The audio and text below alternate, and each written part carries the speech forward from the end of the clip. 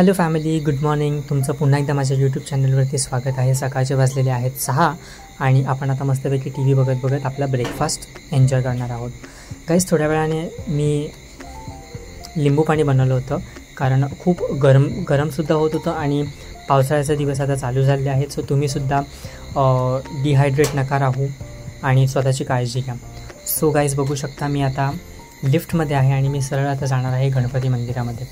मला कधी वाटलं तर मग मी म्हणजे मनावर आहे, असं काही नाही की मी जातोच, पण मनावर आहे.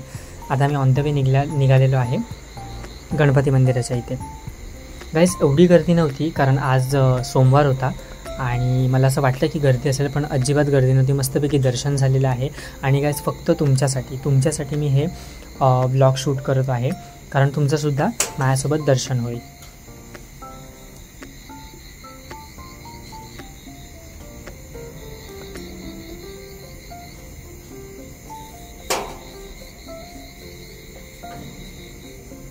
सो आता दर्शन झालेलं आहे आणि मी मस्तपैकी प्रदक्षिणा घालत होतो आणि नंतर मी नजारा बघितला तर एवढं सुंदर वाटत होतं.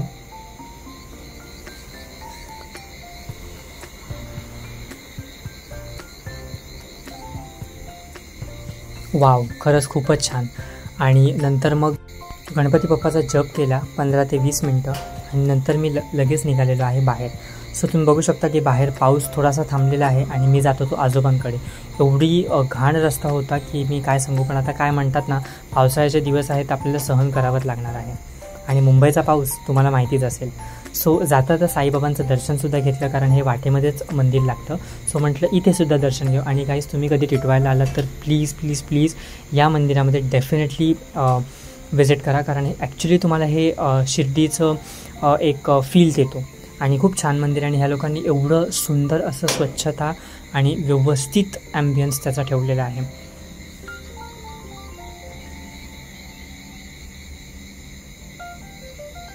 ओम साईराम. आणि आता तुम्ही बघू शकता मी आता माझ्या आजोबांच्या बिल्डिंगमध्ये पोहोचलेलो आहे. आजोबांनासुद्धा खूप दिवसानंतर भेटणार होतो, त्यामुळे ती एक थोडीशी एक्साइटमेंट होती.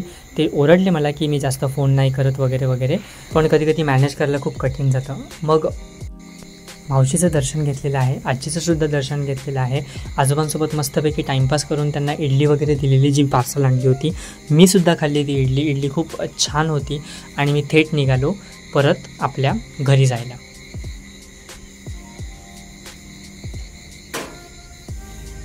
सो फायनली गाईज, घरी येऊन थोडासा आराम वगैरे केला आणि खूप भूक लागली होती, तर मस्तपैकी मी आता ओट्स बनवणार आहे.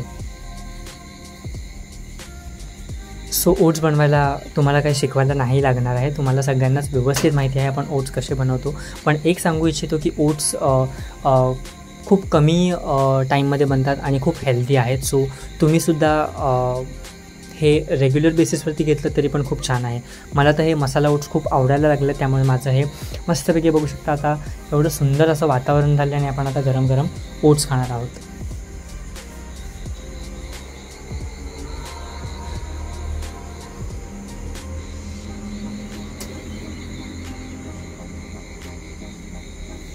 गाईज, कोणाकोणाला पावसाळा आवडतो प्लीज कमेंटमध्ये सांगा. आणि आता आपले ओट्स फायनली झालेले आहेत, आपण गॅस बंद केलेला आहे आणि आता आपण ओट्स खाणार आहोत. सो गाईज, मस्तपैकी यम्मी ओट्स संपवल्यानंतर खूप छान झाले होते आणि खूप दिवसानंतर मी खाल्ले ते.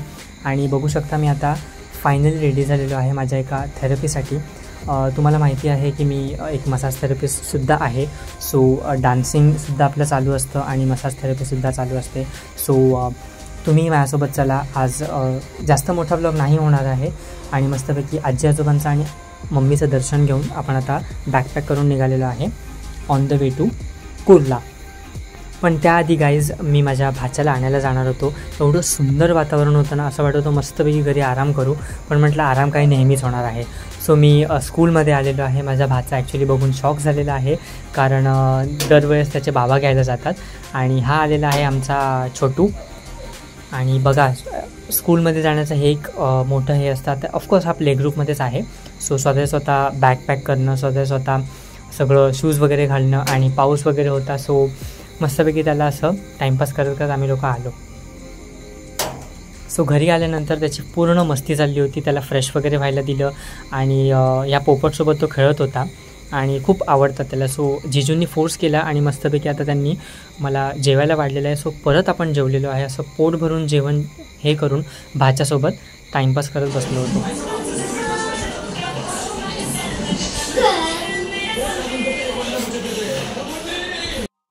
तुम्हाला माहिती आहे गाईज, आजकालच्या पोरांना काही शिकवायला लागत नाही. They are much smarter than us. So guys finally मी आता निघालेलो आहे माझ्या कामासाठी आणि ऑफकोर्स हेही माझं काम आहे आणि मला त्याचं काही वाटत नाही, कारण आत्ता मेहनत केली तरच आपल्याला पुढे जाऊन अजून चांगलं यश मिळेल. सो बघू शकता, ॲक्च्युली खूप प्रॉब्लेम झाला होता गाडीचा, कारण तुम्हाला माहिती आहे गाईज मुंबईमध्ये पाऊस आहे आणि ट्रेन लेट नसेल असं होणार नाही आहे, कारण ऑफकोर्स आणि सगळ्यांना याची सवय झालेली आहे.